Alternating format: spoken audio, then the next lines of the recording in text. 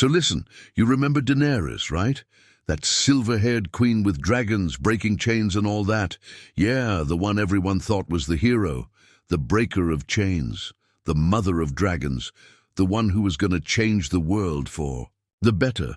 Well, what if I told you that was all just a show, a mask? Because the real Daenerys, she wasn't out here saving the world, she was planning to own it.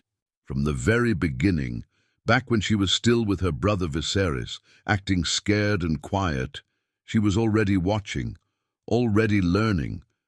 Not just learning how to survive, no, she was learning how to control, how to make people kneel. See? While her brother was obsessed with that throne, Daenerys was thinking deeper. She wasn't just dreaming about sitting on that throne. She wanted to burn everything that stood between her and it. When she married Khal Drogo, folks thought she was just some young girl getting tossed around in a man's world. But that wasn't it. She knew exactly what she was doing. She learned their ways fast, made the Dothraki love her, then flipped everything when Drogo got sick. Remember the witch she trusted? That wasn't some mistake. She let that happen. Why? 'Cause Drogo wasn't hers to control anymore. He was slipping. And if she couldn't use him, she'd rather see him die than let someone else lead. Then, came the fire. Everyone thought it was some miracle, her walking out with 3 dragons. But what if that wasn't destiny? What if she knew the fire wouldn't hurt her? What if she burned herself on purpose, trusting the old Valyrian blood magic? Not because she believed in prophecy or fate, but because she knew fire was her weapon. Fire was power. And if she had to burn the world to get what she wanted, she was ready. After that, she started building her empire, slowly, carefully, not just freeing slaves, she made them loyal, called her Misa, remember? Mother. But think about it, she wasn't just giving them freedom, she was giving them herself as their new master. One who smiled while she took everything over. In Astapor, Yunkai, Meereen, everywhere she went, it was the same story. Kill the old rulers, promise justice, but then rule with dragons watching from the sky. That wasn't peace. That was fear. That was power through fire and blood, and she liked it that way. She had her loyal ones around her, sure.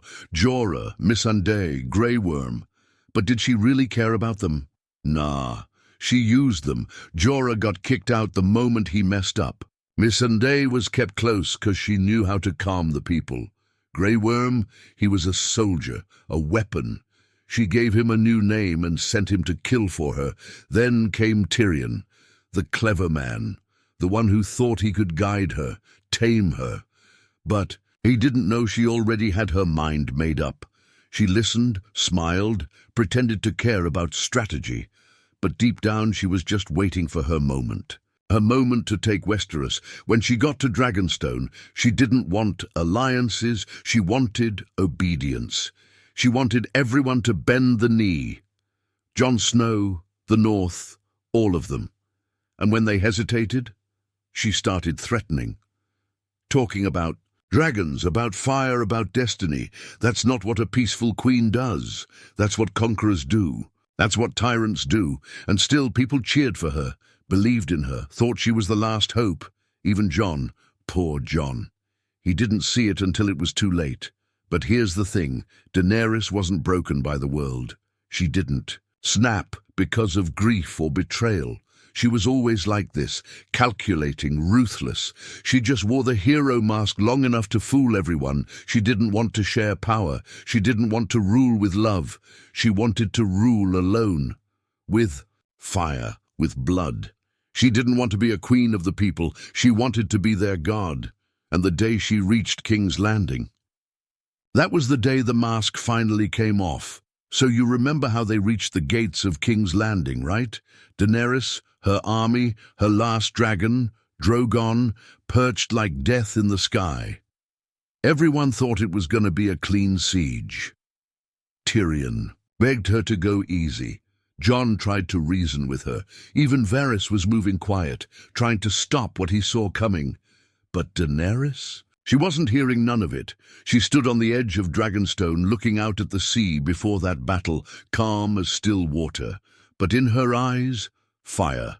That city wasn't a throne room to her. It was a prize, a trophy. And the people inside?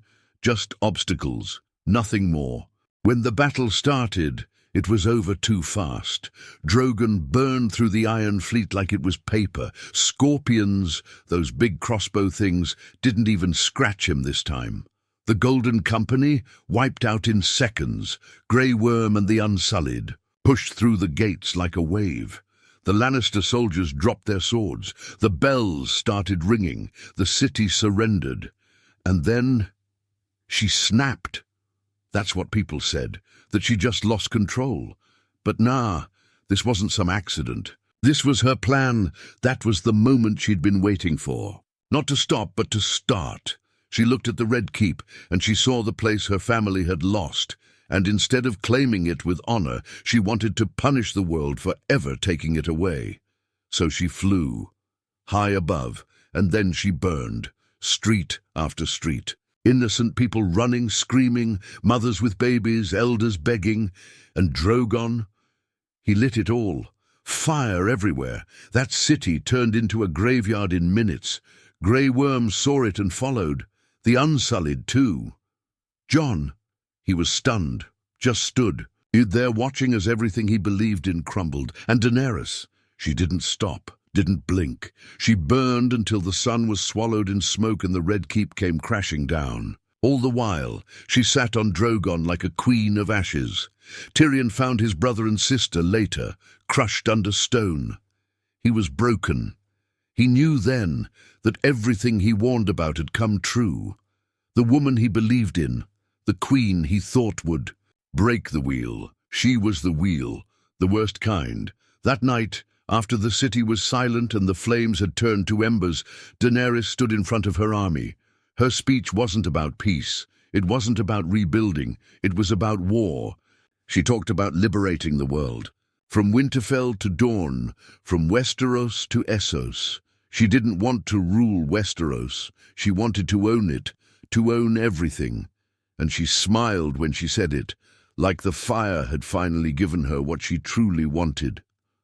Jon watched all of this. He didn't say a word, not yet, but you could see it in his eyes, the same look Ned Stark had. That quiet wait when you know the right thing might be the hardest, most painful thing you'll ever do. Varys had tried to stop her, remember? Sent out letters about Jon's true claim. Tried to poison her too. Didn't work. She burned him, alive, and nobody stopped her. Because by then, no one could. Not without becoming her next target. That was Daenerys now. A queen not of hope, but of fear. She wasn't the breaker of chains anymore. She was the maker of ashes, and in her mind, she hadn't done anything wrong. She thought she was saving the world, but she was only saving it for herself. So after the fire died down and the smoke cleared, King's Landing was quiet, not peaceful, just dead. Streets full of ash and burnt bodies, buildings torn apart, and Daenerys, she walked through it like she was proud, like the destruction proved something. Her soldiers followed, marching like they owned the world now. Tyrion was done. He'd spent so long trying to guide her, believing in her cause, defending her choices. But now, he couldn't. He took off his hand of the queen pin and threw it, right in front of her. That moment, man, you could feel the shift. Her face didn't even flinch. She just looked at him cold, and then ordered him locked up. That was her answer. No debate, no mercy, just control. Jon visited Tyrion in that dark little cell. Tyrion told him straight, "You're the last chance to stop her." But Jon was still holding on, still trying to believe there was good in her. He kept saying, "She's our queen." But Tyrion, he told him the truth, told him about Varys, about what Daenerys had done in Meereen, about all the signs they ignored. This wasn't madness that came out of nowhere. It was always there, just waiting. Jon didn't want to believe it, but deep down he already knew. He'd seen the fire in her eyes, heard the way she talked about liberation, like it meant wiping out anyone who didn't kneel, and he knew she wouldn't stop. Daenerys was in the throne room later, standing alone, snow falling through the broken roof, mixing with ash. She walked toward the Iron Throne, finally hers. After all the blood, all the war, all the sacrifice, there it was. She touched it like it was sacred, like it was hers by birth, by right, by fire. Jon came in, quiet, broken. He looked at her like he didn't even recognize her anymore. She smiled when she saw him, told him they could build a new world together, that she wanted him with her. But when he asked about the children who died, about the innocent people, she brushed it off, said it had to be done, that they chose their fate. That's when Jon knew she couldn't be reasoned with, knew this wasn't love anymore. This was power, obsession, and she'd burn the world again if it meant keeping it. He kissed her, held her close, whispered something in her ear, nobody knows what, and then he stabbed her, quick, clean, straight through the heart. She looked at him, wide-eyed, not angry, not screaming, just shocked, like she never thought he'd do it, like she truly believed she'd won him over. And then she died right there, in the throne room, in front of the throne she never got to sit on. Drogon felt it, flew in like a storm, roaring with pain. He saw her body, saw Jon standing there, and for a second, everyone thought he was going to burn Jon to ash. But he didn't. Instead, Drogon turned to the Iron Throne, the symbol of everything that broke her, corrupted her, twisted her dreams. And he melted it, burned it down to molten metal. Then he picked her up, her body in his claws, and he flew away into the clouds. Nobody ever saw him again. Jon, he didn't run, didn't hide. He confessed, said he did it, said he had to. But the lords and ladies of Westeros didn't know what to do with him. He wasn't celebrated. He wasn't forgiven. He was exiled, sent back to the Night's Watch like his whole life had come full circle. That's how the story ended for Daenerys. Not as a hero, not as a savior, but as a warning, a girl with fire in her blood, raised by revenge, worshipped like a goddess who thought she could change the world by burning it to the ground. After Drogon flew away with Daenerys' body, people thought the chaos would end, that maybe peace could finally start.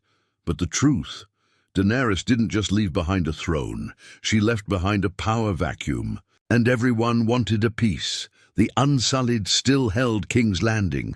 Grey Worm was in charge now, and he wasn't about to forgive anyone, especially Jon. As far as Grey Worm was concerned, Jon killed his queen, and there was no trial good. Enough for that. But the North had other ideas. Sansa made it clear. If they executed Jon, the North would march. It was like a standoff. One wrong word, and a new war would explode. So they had to talk. All of them, lords and ladies from across Westeros, sitting in a broken pit where the dragon once roared. Tyrion, still in chains, spoke more sense than any of them. He said it straight. We keep fighting, we'll keep bleeding. We need someone new, someone who won't chase a crown with fire and fury. That's when they looked at Bran. Yeah, Bran, the quiet one. The kid who barely spoke since he came back from beyond the wall. Nobody really understood him. Some folks even thought he was strange, too far gone in visions and riddles. But Tyrion said Bran knew the past, all of it, and someone who remembers. Everything. Maybe he wouldn't repeat the same old mistakes. And just like that, Bran was chosen. Bran the Broken, they called him, king of the 6 kingdoms. Not 7, Sansa made sure of that. The North was done bending the knee. She declared it independent and sat on the throne in Winterfell. Calm, cold, and clear. Grey Worm didn't like it, but he didn't stay to fight. He took the Unsullied and left Westeros, sailed to Nath like Missandei once dreamed, maybe trying to find some peace far from the smoke and ruins. As for Jon, he didn't. get pardoned. He didn't get celebrated. He got banished, sent back to the wall. Again, no throne, no family, no glory, just snow, cold and silence. Fitting end, some said. Others thought it was cruel. But Jon didn't argue. Maybe he knew it was the only path left for him. But here's the thing, Daenerys's. Death didn't kill her dream. It just made it worse. In Essos, stories started spreading. Some people still called her a saint, a martyr, said she was betrayed by cowards and liars. Statues of her popped up, songs were written, whole groups started, worshipping her like she was a goddess taken too soon. They didn't care about the burning. They called it necessary. They said she was going to free the world and was killed before she finished. Tyrion heard rumors of it, people whispering her name in alleyways, coins with her face, followers preaching fire reborn. He warned Bran, told him the world doesn't forget fire that easy, because when people believe hard enough, even a villain can be turned into a legend. And Daenerys, she had believers. Meanwhile, in King's Landing, nothing really healed. The city was half rubble, whole districts gone. The people were scared, bitter. Some missed the Lannisters. Some hated the new king. Most just wanted to survive. The scars of the fire ran deep, burned into stone, skin and memory. Bran tried to rule fair. He listened more than he talked, but he wasn't warm, wasn't inspiring. And Westeros didn't feel united. It felt tired, suspicious, like everyone was waiting for the next spark to set it off again. Because when you burn a city down to take a throne, even if you die right after, you don't just vanish. You become something else, a ghost, a symbol, a shadow that follows every ruler after Daenerys was dead. But her fire, still burning in the minds of thousands. It started small, in the markets of Pentos. Some old woman selling candles whispered to travelers about the queen who walked through fire. She spoke of Daenerys like she was still alive, said she would return riding a dragon made of stars. Most folks laughed it off, just another crazy. But others, they leaned in, listened. Soon after, in Volantis, red priests started gathering crowds. Again, you know, the followers of the Lord of Light. They once called Daenerys Azor Ahai, the Promised One. And now, they were preaching again, this time louder. She brought fire, they said. She cleansed the wicked. They painted her in flames on temple walls, arms wide, eyes glowing gold. In Meereen, where she once ruled, things turned wild. Statues of her had been torn down after she left. But now, new ones were going up, taller, sharper. She stood holding a torch and a chain, as if to say, I freed you and I'll return again. The old council couldn't stop it. The people worshipped her now, called themselves Flameborn, wore red cloaks, started talking like soldiers, not citizens. It wasn't just belief anymore, it was movement. And then it turned violent. A merchant caravan got burned near the narrow sea. The attackers left behind only one message, a black flag with a silver dragon. No name, no warning, just fire. Word spread, fast. Someone was organizing these people, someone who wanted more than just to remember Daenerys. They wanted to finish what she started. Back in Westeros, Bran got wind of it. Ravens brought the news, and it chilled the court to the bone. Tyrion read the reports over and over. Flameborn marching in Essos, temples calling Daenerys divine, ships painted with dragon wings spotted heading west. He looked at Bran. You killed the queen, he said, but not the idea of her. And Bran, he didn't answer, just stared out the window. Maybe he saw something, maybe not. But it was clear. Daenerys wasn't fading into history. She was becoming something else. Jon Snow heard about it too. Up at the wall, where the cold was supposed to keep the world quiet, even he couldn't escape the whispers. Ravens brought letters.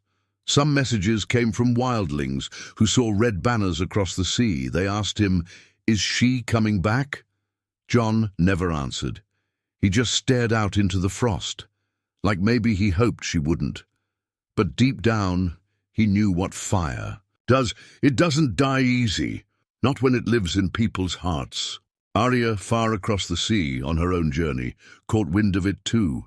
In ports and sailor songs, she heard them sing about the Dragon Queen who will rise again. At first, she ignored it. But then she started hearing names. Westeros, throne, justice, and something about a hidden bloodline. That's when she turned her ship south, fast. See, no one knew for sure who was behind it all. Was it just fanatics? Or something more? Some people whispered Daenerys had a child. Others believed she'd risen from death. Some claimed Drogon flew her east to a land beyond the maps. Whatever the truth was, it didn't matter anymore, because people believed. And belief, when wrapped in fire, spreads like a plague. And here's the real twist. Westeros, it wasn't ready. They thought it was over. They thought the war ended when Jon killed Daenerys. But all they did was light a fuse, and now the fire was coming back. With ships, with swords, with faith twisted into fury. The first ships landed on Driftmark. Nobody expected them to move that fast. Black sails, silver dragons painted on their sides, warriors in red cloaks, faces covered, riding under banners that hadn't been flown since the days of old Valyria. The Flameborn had arrived not as pilgrims, but as an army. They didn't speak peace. They didn't send ravens. They just burned the first watchtower they saw and nailed a scroll to the ruins. It read, "We come to finish what our queen began." Panic hit King's Landing like a storm. Bran's council met day and night. Sansa sent soldiers from the north. Yara Greyjoy sent ships. Arya returned from the seas, sharper than ever, silent, but ready. But they were already too late. The idea of Daenerys had already taken root, deep and wide. All over the realm her name began to rise again, quietly at first. In whispers, in symbols scratched into walls, in torches lit outside old ruins. Even in the Reach and the Riverlands, people started wondering if maybe, just maybe, Daenerys had been right. That burning the old world down was the only way to build something better. Some said they saw her, said she was reborn, said a woman with silver hair walked barefoot through the fire again, this time with eyes like molten gold. Most called it lies. Others didn't care if it was true. What mattered was that people were ready to follow it. The Flameborn didn't slow down. They didn't siege cities. They inspired them. Whole towns surrendered without a fight, joining the cause. Liberation, they called it.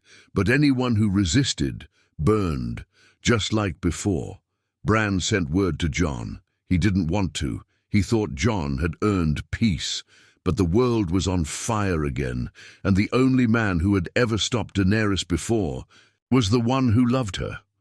Jon came south not as a prince, not as a king, but as a ghost, quiet, heavy. A man who'd killed the woman he loved and was now being asked to do it all over again. He saw what they were doing, how the Flameborn wore, her name like armor. How they twisted her speeches into war cries. He walked through a village they had taken over and saw children singing songs about the Mother of Flames. And in that moment, Jon knew Daenerys didn't die. She multiplied. At King's Landing, the council was split. Some said they had to crush the movement. Others feared it would make her a martyr all over again. Arya wanted to cut off the head of the snake, find whoever was leading and end it fast. But no one knew who was truly behind it. Then came the final message. A single ship arrived at Blackwater Bay. A woman stepped off, silver hair, red cloak, eyes like embers. She called herself Enya Stormborn, said she was the daughter of flame, said she was born in the fire of her mother's death. Whether she was real blood or just another pretender didn't matter. People believed her. Thousands gathered outside the gates just to glimpse her. They knelt, they cried, they swore oaths. The city was ready to fall again. And Jon, he stood on the wall of the Red Keep, watching the fires in the distance. Just like before, same place, same sky, different name. Tyrion stood beside him, older, wearier. He said, "Funny, isn't it? You kill a queen to save the world, and the world asks for her back. Jon didn't smile, didn't speak. He just stared at the fire, because deep down he understood now. Daenerys was never just a woman. She was a symbol of power, of rage, of vengeance dressed as justice. And symbols, they don't stay buried. So, maybe this wasn't her return. Maybe it was her revenge, not in the flesh, but in fire, the kind that doesn't go out. And as the bells of King's Landing rang again, not for surrender, but for defense, one thing became clear. You can kill a queen, but you can't kill the fire she leaves behind.